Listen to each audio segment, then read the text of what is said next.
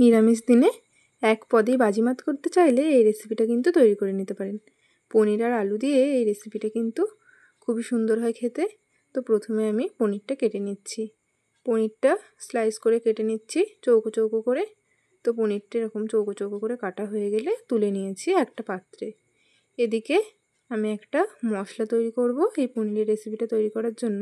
তার জন্য একটা মিক্সিং জার নিয়ে নিয়েছি। এর মধ্যে দিয়ে দিচ্ছি একটা মিডিয়াম সাইজের টমেটো, 4-5টা কাঁচা লঙ্কা, একটু আদা দিয়ে দিচ্ছি, কয়েকটা কাজু বাদাম আর কিশমিশ। এরপরে একটু জল দিয়ে মশলাটা আমি পেস্ট করে নেব। এদিকে যে পনিরটা কেটে রেখেছিলাম সেটা তেলে ভেজে নেব।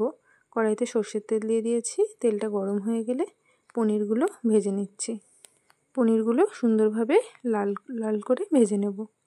তো পনিরগুলো এদিকে ভাজা হয়ে গেছে। পনিরগুলো আমি তুলে নেব এবার। এই পনিরের রেসিপিটা আলু দিয়ে করেছিলাম আমি, খেতে কিন্তু খুবই সুন্দর হয়েছিল। বাড়িতে একবার করে দেখতে পারেন।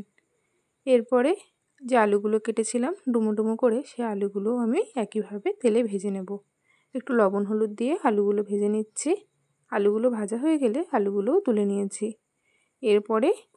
এরপর আর একটু তেল দিয়ে দেবো কড়াইতে।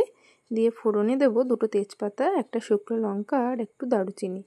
ফোড়নটা দেওয়া হয়ে গেলে যে পেস্ট করে রাখা মশলাটা এর মধ্যে দিয়ে দেব। এখানে আমার একটা ভুল হয়ে গেছে, আমি ক্যামেরাটা অফ করে গুঁড়ো মশলাটা দিয়ে দিয়েছিলাম। তো গুঁড়ো মশলার মধ্যে আমি দিয়েছি লবণ, হলুদ, শুকনো লঙ্কার গুঁড়ো, একটু ধনে গুঁড়ো আর জিরে গুঁড়ো। মশলাটা দিয়ে আমি একটু মিক্সি ধোয়া জল দিয়ে ভালো করে মশলাটা কষিয়ে নিচ্ছি।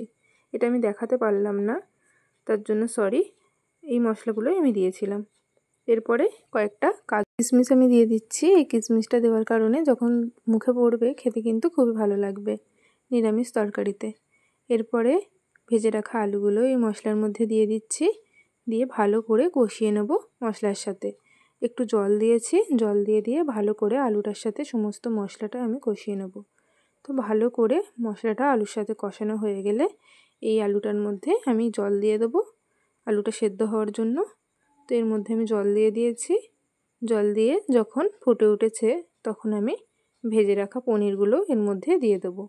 পনিরগুলো দিয়ে দেওয়ার পরে একটু নাড়াচাড়া করে, এর মধ্যে যে তেজপাতাটা আছে সেগুলো খুবই বিরক্ত করছে। তেজপাতার কাজ হয়ে গেছে। তেজপাতাগুলোকে আমি খুন্তির সাহায্যে তুলে ফেলে দিচ্ছি। এদিকে দারুচিনির কাঠটাও ফেলে দিয়েছি। দেওয়ার পরে এই আলুগুলোও সেদ্ধ হয়ে গেছে কিন্তু। এরপরে কয়েকটা চেরা কাঁচা লঙ্কা এর মধ্যে দিয়ে দিয়েছি।